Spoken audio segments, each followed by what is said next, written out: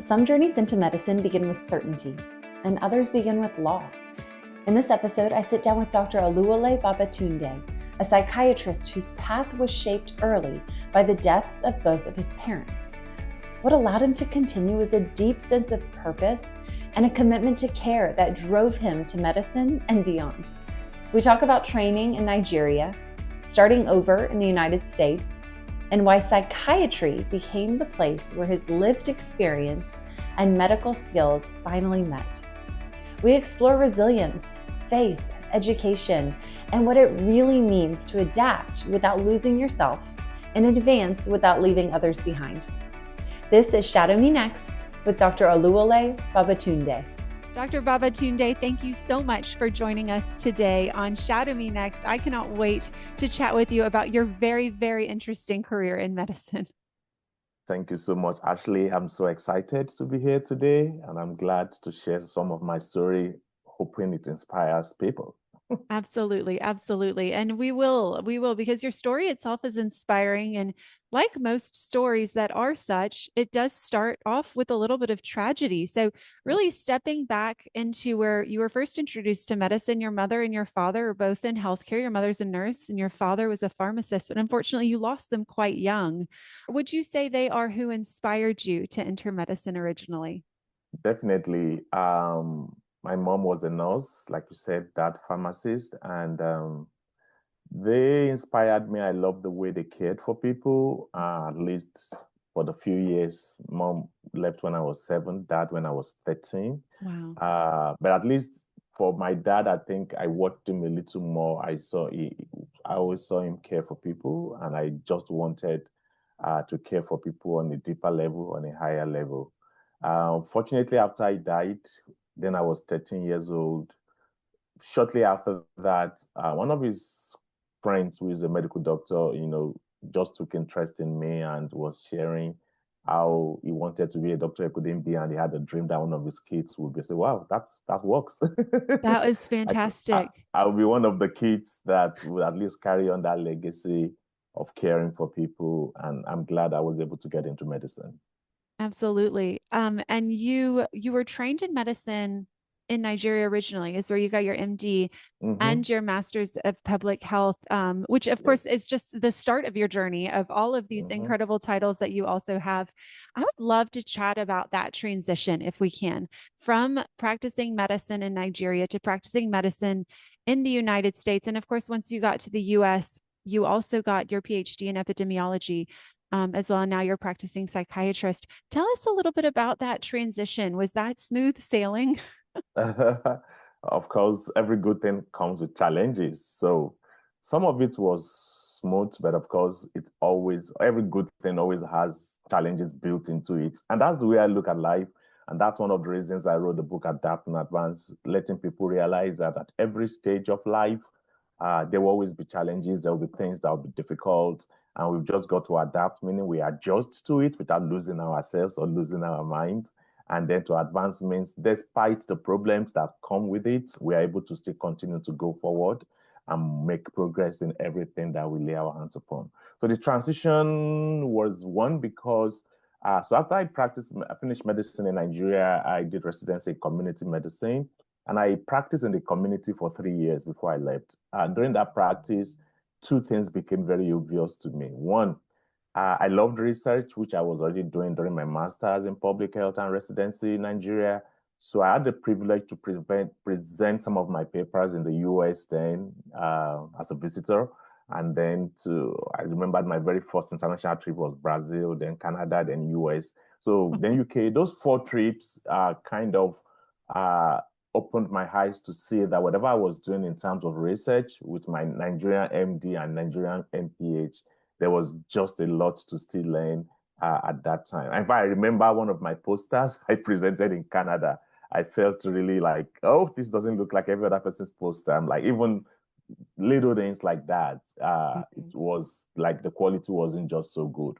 And I just felt I needed to learn more in terms of the carrying out research itself, higher level of analysis that I can do in a place where resources are not going to be a big challenge to learning. So I felt either US, UK, Canada, whichever one works out will be good for me. So that was number one reason I left. Number two reason was during my 3-year practice after becoming an attending in Nigeria, I saw a lot of cases that were psychiatry related.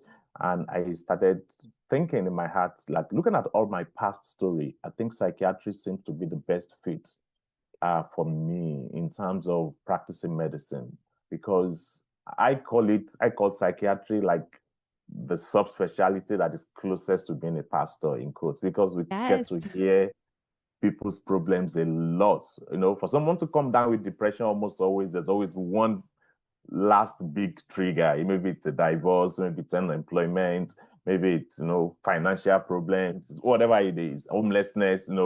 We get to see this every single day. People going through stressors, precipitating either depression, precipitating either anxiety for some people, precipitating even schizophrenia for some people. Although they all have mostly they have biologic bases, but at the same time they almost always intersect with one stressor going on in their lives. So I decided, okay, I'll come to the US for my PhD. And after that, I'm going to do psychiatry residencies so I could use my story the best. Not that I tell all patients my story, no, but at least I could relate with them on a deeper level and be able to empathize and be able to show compassion, even as I care for them every single day. So the transition was relatively okay. I got an admission with, some scholarship here and there. But it was of course tough. I came in with my wife and 2 kids, so we had to adjust to a new culture. We had to leave a big house in Nigeria for a very tiny place in the US that we could afford.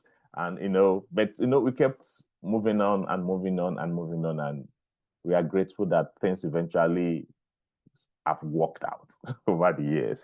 Yeah. Absolutely. Absolutely. Dr. Babatunde, thank you so much for foreshadowing so much of the amazing things we're going to talk about too. We are absolutely going to talk about your book, Adapt and Advance. I think it is such a gift to people. And believe it or not, we're also going to talk a little bit about faith in medicine as well, because that's something that is so important to you. And I think that it is it's a conversation that people do shy away from, but is one that is always underlying, right? It's always right there under the surface, like you mentioned. Let's step back just a second and talk about all of these titles that we've just mentioned, right? MD, MPH, which is the Masters of Public Health. And then, of course, we need to throw epidemiology in there as well at some point. How did you make all of these different decisions? And where did you find all of these? Where did you find yourself in all of these roles? Yeah, so and that's a great question, actually. In terms of my MD, like I already mentioned, I even when I was a kid, I already made up my mind I was going to be a doctor, even before the loss of my parents. And then after the loss of my parents, when a friend of my dad was like, "Oh, he really wished one of his kids was one," so okay, I'll try my best to be that kid. That would be one. So getting to medicine was rough and tough. I had to like everywhere in the world, you have to take exams and pass exams and all of that. So I had to do that. I remember one exam I had to do again for another year before I could get enough points to get me into medical school. But it was, it was tough, but it was doable. So I got in, I was glad. But that experience also prepared me for medical school. And, I made up my mind from day one, I'm going to graduate, because not everybody will get into medical school, graduate. In fact, it was so bad in Nigeria then that, like my school, I'm sure maybe not more than 50% of us that started actually finished. It was just very rough. But I decided I was going to finish, and I was going to finish well. Many challenges, difficult exams, but we go through it. And Masters in Public Health came along. It was an opportunity we had to do it, because in community medicine, we do a lot of kind of research, and we do a lot of things that are related to public health. So that was how Masters in Public Health came on. Then the PhD I already gave you a little bit was because I just realized I was presenting at conferences, and I realized there was a lot of things being said that I just didn't know in terms of analysis. And I just wanted to be good at whatever I was doing. And felt I wouldn't get the best if I stayed back to do my PhD in Nigeria. I just wanted to do it in a place where there's a lot of resources and where I can, have access. Being here, it's just easy to learn it. You have access to it much more easily compared to when I was in Nigeria. So that was what brought me to PhD epidemiology, because it was closer to masters in public health. That was the closest thing to it. Just continuing from where I stopped in Nigeria. So that was what epidemiology. Then after that, we have residency in psychiatry, which I already touched a little bit about. I really felt that burden in my heart to do a specialty in the US where I could be very empathetic and I could really relate with what people are going through. I haven't lost my mom at 7, lost my dad at 13, and been through a lot of financial hardship going through school and all of that. I relate easily with people, and I find it easy to empathize and be able to reach out to them on that level of it's going to be okay. Life can really be difficult for us at times. And that brings us to the PhD, then the residency in the US in psychiatry. And I think, yeah, so that's how, but in all of it, I think the biggest for me is, which I would say to everybody listening, is no matter what level you are right now, depending on our purpose. So one thing I would say is we have different purposes and we have to understand what our purpose is. Does everybody really need to go to school this long? I don't believe so. I believe for some people, if, for example, you discover your purpose very early and my purpose is to be a businessman, for example, and you know how to get there, of course, go ahead and move there. But I always encourage every young people to at least get as much formal education as they are able to. Not necessarily a PhD, even if bachelor's is just what you believe is you need for what you have. I strongly believe it's important for us to get some. In fact, a chapter in my book was dedicated to formal education, but I also had a chapter right next to it where I talked about informal education, meaning there's a lot we can learn without even going to school at all. And we don't need, we just need to look all around us. We see a lot of very successful people with not so much of formal education. So formal education is not everything, but I believe a little bit of it, if only what it trains us is the discipline of beginning and finishing something. I believe it's a discipline we need in our world today. And the process of learning every day, waking up, going to classes, it teaches you something that stays with you forever. Try hard to get at least a bachelor's minimum. That's my recommendation. It's not compulsory. We have a lot of successful people without it, but I would still recommend it, at least for the discipline that you get from it. And then, it helps you just see life in a different way, the people you meet along the journey and all of that. No, it's beautiful. And it exemplifies a really important equation in medicine. And that's purpose, which is what you've mentioned, plus discipline, which is also what you've mentioned, equals resiliency. And I think that is something in medicine that we have to have, especially with you and your journey. I mean, unfortunately, your resiliency started developing very, very, very young when you were still a child, basically. But without purpose, we don't have that heart focus. And without discipline, well, we haven't overcome challenges, and you need both of those to really develop resiliency, to realize you are where you need to be doing what you need to do. And I love that. I think that's so beautiful. Dr. Babatunde, before we get into a day in your life as a psychiatrist, would you have done anything differently? Honestly, I don't think so. Including even the loss of my parents, as much as tragic as it was, maybe time has passed and I've looked back again and again. I meditate a lot. I think through things. I don't think I would have chosen anything different looking back at everything and where I am today.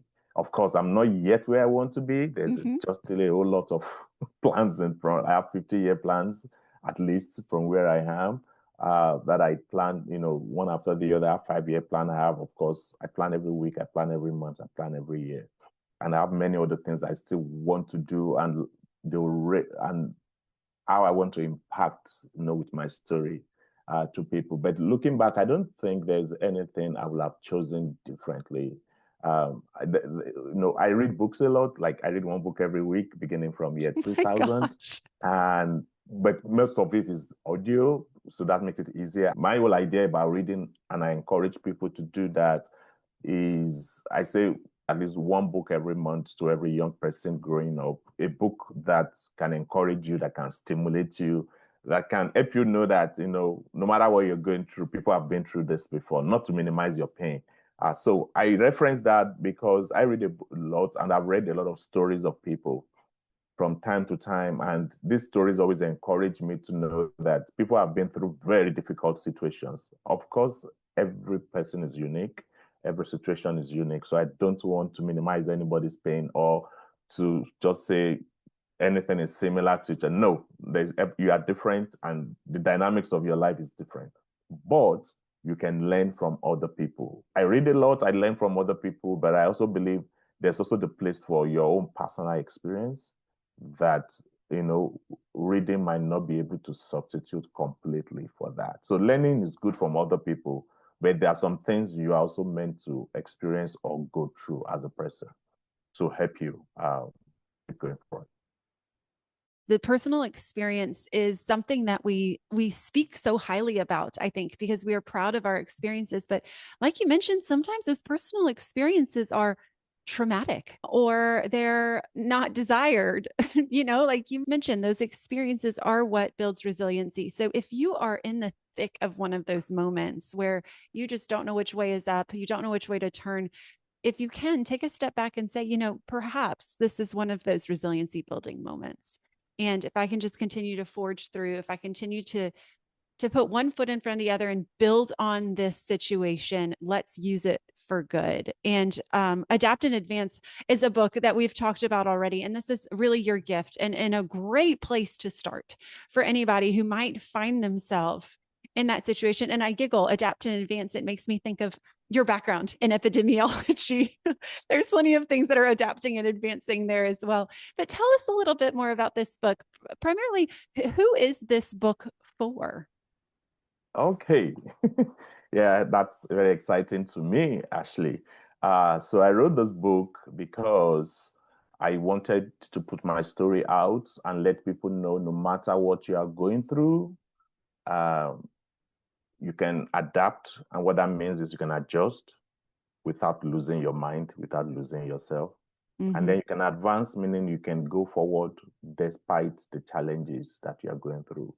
Honestly, I would say this book is for everyone, because we all go through challenges, but more so for young people, people in college, people in high school, just because it's a vital developmental moment of our life where we are trying to develop our philosophy of life and understand how best life should play out for us. So it's important for us. I would say the things I learned at those stages of my life were very, very helpful for me.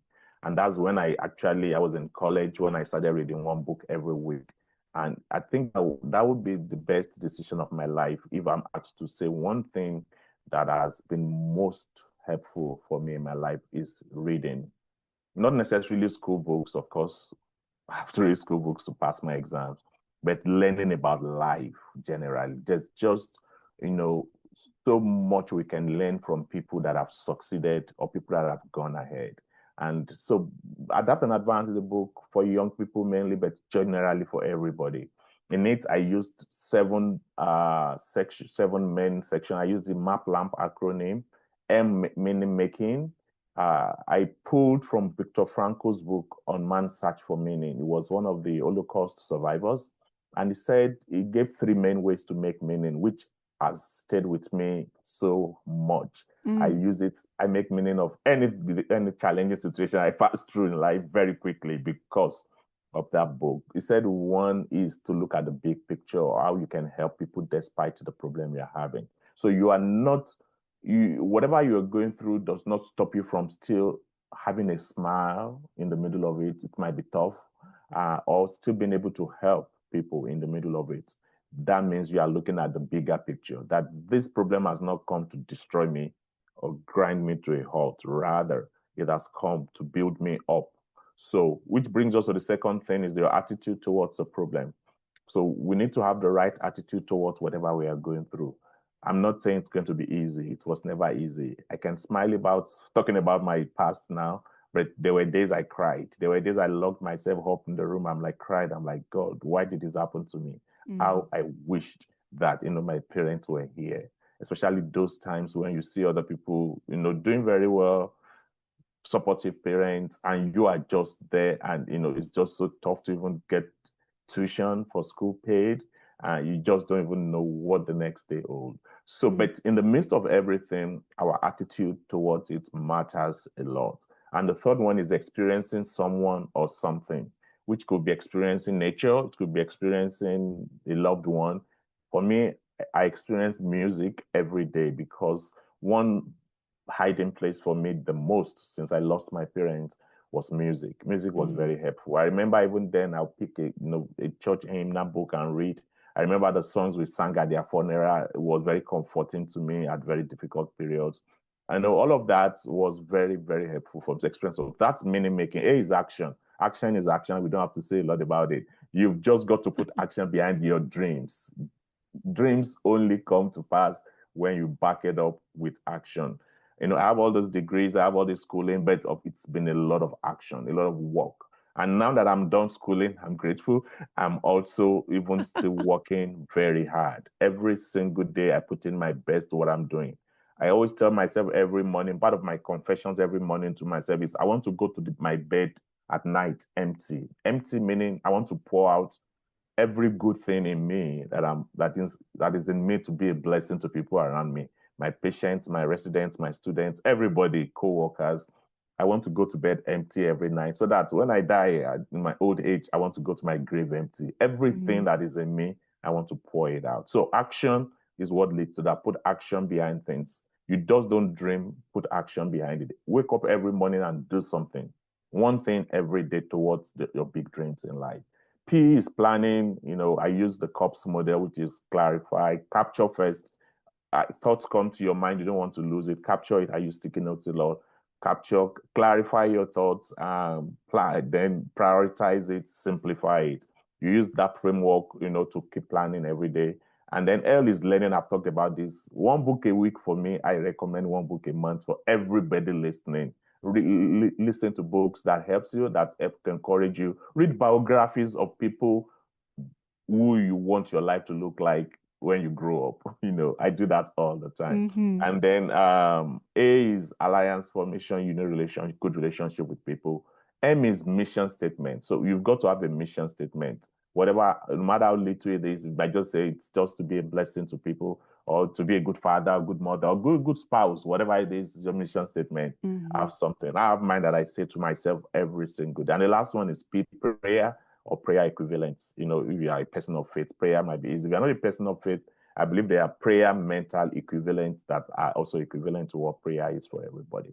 So that's the structure I used in the book.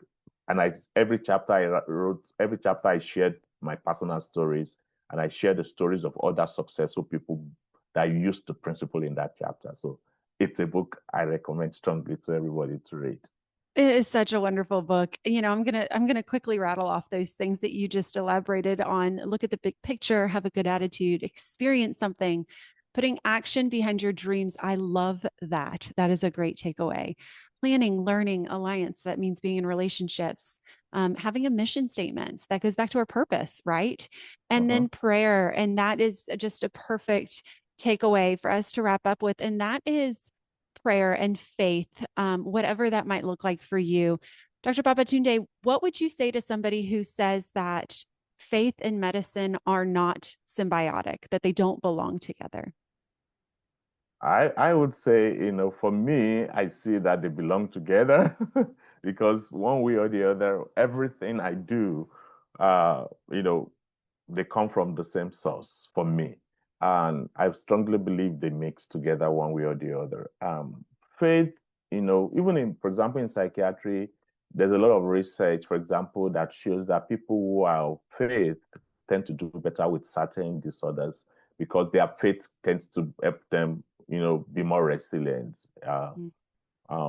during it. And even, for example, things like addiction, for example, AA that people go to, one of the reasons Accord Anonymous is successful is because they believe in a higher power. They use higher power, of course, not necessarily a particular faith, whatever you believe in. At times, we just want to hold on to something higher than us. And I believe that's something that helps. So I believe they mix together. And most of what I do, of course, I don't mention my faith at work like that to patients, but most of my values from my faith, I live it out every day and in my day-to-day interactions with people.